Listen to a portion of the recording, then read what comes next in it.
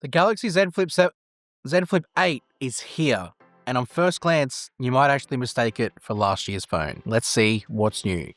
Let's go. Samsung are very good at smattering out devices to cover every user scenario. This year's foldable launch represents that more than most. Only thing is, it feels like as part of it, the Flip series has kind of been forgotten about. There's no refresh to the Flip 7 Fan Edition from last year, which almost feels like it doesn't exist at all anymore. And the Flip 8 is a very iterative upgrade. But realistically, what more can they actually do for this flip phone? The Flip 8 is largely the Flip 7, just refined slightly. Samsung have made it thinner, and they've also made it lighter. I do think the thinness and the lightness actually does make a bit of a difference in the hand.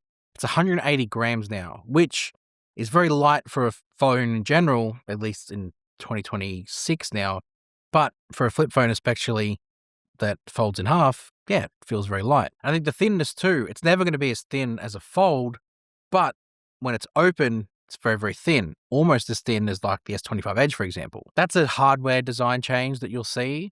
You won't find any hardware change though with the cameras. Samsung have stuck with the same 50 megapixel main camera and the same 12 megapixel ultra wide. Also internally, same size battery, 4300 milliamp hours in capacity, with the same 25 watt fast charging. Although saying fast charging alongside 25 watt doesn't feel real, it should just be 25 watt charging. It does feel like this year Samsung thought there was nothing more that they could achieve with the Flip lineup and couldn't really upgrade it, so they just did the necessary upgrades, maybe to signal that this could be it for the Flip. Who knows? Obviously, you get the chip bump. It's got the Exynos 2600, which is the same as what the base S26 and S26 Plus got this year, and that will give performance improvements, absolutely, and you kind of expect it to get the new chip. But Samsung have really kind of pushed the form factor as much as they can. The screen on the front is already massive.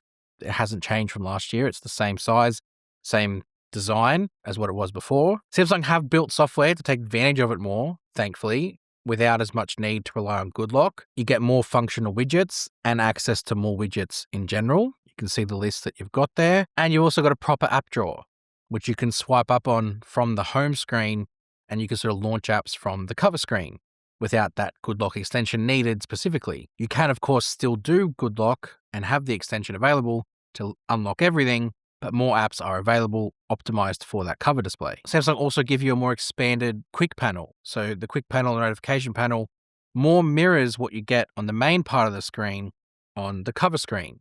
It's still not one-to-one exactly, but it does give you more options. I think that's fine. I don't think the cover screen should behave like the inside of the phone, but it should also allow you to do more from it so you don't have to open it as much, be a bit more convenient. And that's what this does. But that's software, and that will likely be pushed with oneui 9 when the Flip 7 gets upgraded. The camera has some new camera tricks about it. Samsung have brought in things like horizontal lock, part of the Super Steady suite, and I like that they've integrated it, or at least promoting that it works really well with the Action Cam Flex mode, where you can fold it up into like a little action camera, turn on horizontal lock, and you've got like basically a steady cam, and it does keep it really, really stable, as we know how horizontal lock works. There are some new AI features around the camera, which is not necessarily built into the camera app. It's more part of the editing suite, something called My Fan Cam. The way this works, I actually think it's really neat, and I'm definitely going to take advantage of it because it's on all the phones. Basically, if you record a video and then you go back to the video later and you press the Galaxy AI button, it will analyze what's in the frame, select the subjects, and then you can click on one. And then basically you can frame the subject in any aspect ratio you want. And then the whole point is going to crop into that area and follow that subject around. Really fun, really great feature, especially if you're someone who maybe captures videos of your kids playing, whether it be sports or in the backyard, and you want to just crop in on one of them.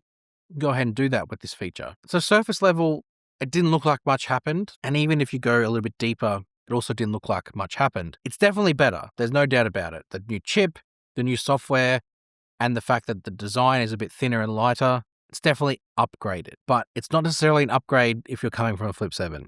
You don't need to upgrade and rush out to get the Flip 8. Anything below the Flip 7, like if you're going from a Flip 6, Flip 5, Flip 4, or if you still have an original, then yeah, it's going to be a great upgrade for you.